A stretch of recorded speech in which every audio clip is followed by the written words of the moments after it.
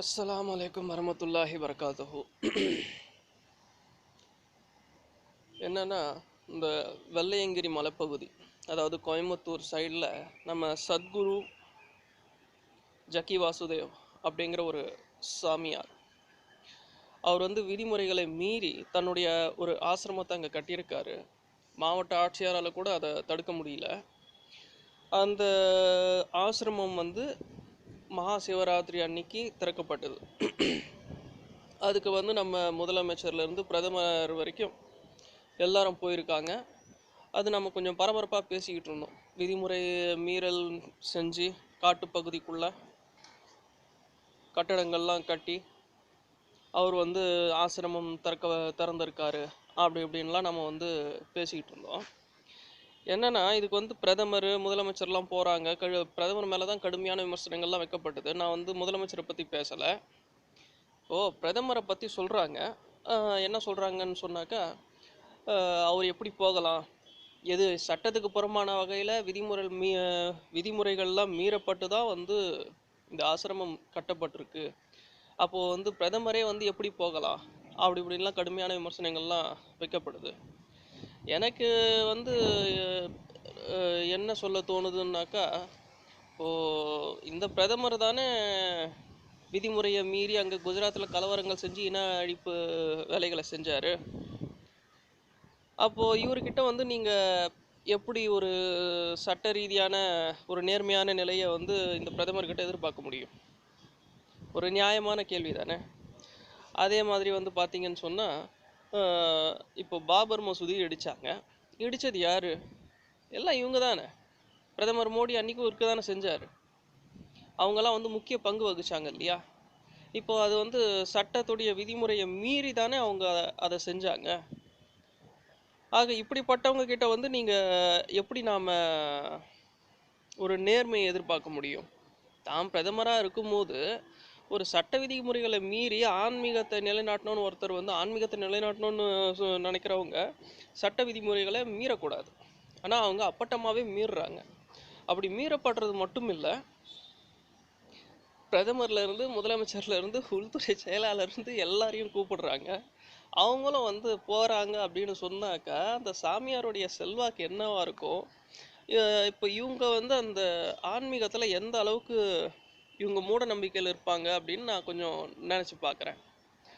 ஏன்னா இவங்க வந்து பிற சமுதாய ஒரு ஒரு உதாரணத்துக்கு எனக்கு என்ன தோணுதுன்னாக்கா, இந்த இடத்துல வந்து ஒரு சர்ச்சு இல்லை மசூதி இப்படி ஏதாவது கட்டியிருந்தா அனுமதி கிடச்சிருக்குமான்னு நான் யோசித்து பார்க்குறேன். இதுக்கு நான் பதில் சொல்ல விரும்பலை, நான் யோசித்து பார்க்குறேன். நீங்கள் யோசித்து பாருங்கள், உங்களுக்கு என்ன தோணுதுன்னு நீங்கள் பாருங்கள். இப்போ ஜக்கி வாசுதேவ் அவர் கட்டினார் இல்லையா, அதே இடத்துல ஒரு சர்ச் இல்லை மசூதி யாராவது கட்ட துணிஞ்சிருந்தா அவங்க கதி என்ன இருக்கும் அப்படின்னு நான் யோசித்து பார்க்குறேன். சிரிப்பு தான் வருது. உண்மையிலேயே ரொம்ப சிரிப்பு தான் வருது. பிரதமர் வந்து போகக்கூடாதுன்னு சொன்னவங்களுக்கு வந்து அதையும் நான் கொஞ்சம் யோசித்து பார்க்குறேன். குஜராத்தில் கலவரம் நடக்கும்போது இவர் முதலமைச்சராக தான் இருந்தார் நம்ம பிரதமர். அப்போ பத்திரிகையாளர்கள் வந்து அவங்கக்கிட்ட கலவரம் நடந்துக்கிட்டு இருக்கும்போதே கேட்குறாங்க, இந்த மாதிரி அதிகமாக இஸ்லாமியர்கள் வந்து கலவரத்தில் கொல்லப்படுறாங்க, கற்பழிக்கப்படுறாங்க அப்படின்னு சொல்லும்போது ஒரு முதலமைச்சராக இருக்கும்போது அவர் சொன்ன பதில் என்ன தெரியுமா? ஒரு கார் போயிட்டுருக்கு, எதிர்க்க வந்து நாய் வருது, அது தவிர்க்க முடியாத நிலையில் அது சாகுதுன்னு சொன்னால் நம்ம என்ன செய்ய முடியும் அப்படிங்கிறாரு. கொஞ்சம் யோசிச்சு பாருங்க. தன்னுடைய மாநிலத்தில் ஒரு குடிமகன் கொல்லப்படுறான், இவர் வந்து என்ன சொல்கிறாரு, ஒரு நாய்ங்கிறாரு, எதேர்ச்சியாக நடக்கிற ஒரு விபத்துங்கிறாரு. இப்படிப்பட்டவர் பிரதமர் நிலைக்கு கொண்டு வந்து உட்கார வச்சது யாரு? மக்கள் தானே. மக்கள் தானே. இதே மக்கள் யோசிக்காம அவரை வந்து அவ்வளோ உயரத்துக்கு கொண்டு போய் வச்சாங்க. இப்போ கடுமையான விமர்சனங்கள் கொடுத்தா இது என்ன அர்த்தம்? அந்த ஆசிரமத்துக்கு வந்து விதிமுறையை மீறி வந்து கட்டடங்கள் கட்டியிருக்குன்னு சொல்கிறாங்க. அப்போ விதிமுறை மீறின ஒரு இடத்துல எப்படி மண் சப்ளை ஆகுது, செங்கல் சப்ளை ஆகுது, எல்லாத்துக்கும் மேலே அங்கே கரண்ட் கனெக்ஷன் எப்படி போச்சுன்னு நான் யோசித்து பார்க்கும்போது சிரிப்பு தான் வருது. புரியுதா நான் சொல்கிறது உங்களுக்கு? விதிமுறையை மீறி ஒரு கட்டடம் கட்டப்படுது, அப்போ அந்த இடத்துல கரண்ட் சப்ளை எப்படி போகுது அப்படின்னு நான் யோசித்து பார்க்குறேன். உங்களுக்கு ஏதாவது யோசனை வருதா?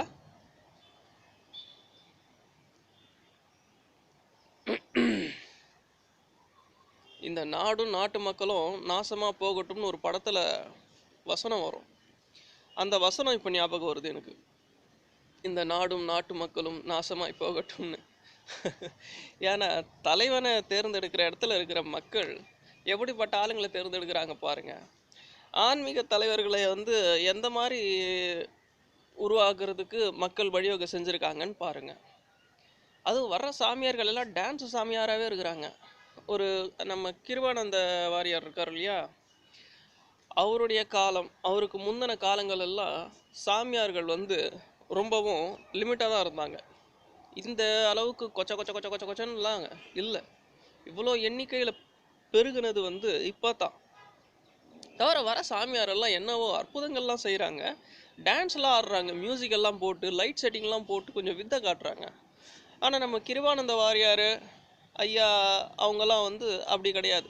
அதுக்கு முந்தின நம்ம விவேகானந்தர் எடுத்துக்கோங்களா, அவர் எப்படிப்பட்டவர்? யதார்த்த நிலையை விட்டு அவர் விலகவே இல்லை.